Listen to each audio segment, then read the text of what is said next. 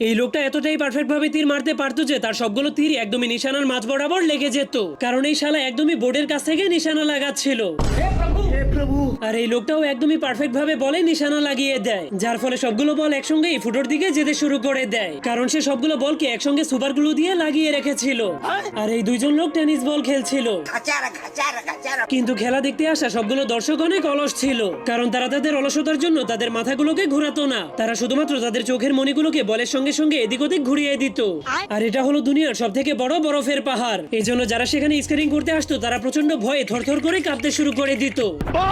কিন্তু তখনই সে 1 সেকেন্ডের মধ্যেই নিচে নেমে আসে, কারণ সেই পাহাড়টা ছিল একটা নকল পাহাড়ের পেইন্টিং। আর এই সবগুলো লোক যখনই রেসিং করার জন্য দৌড়াতে শুরু করে তখন তারা সবাই একসঙ্গেই দৌড়াতে শুরু করে দেয়, কারণ তারা সবাই একই কোম্পানির ভিটামিন খেয়েছিল।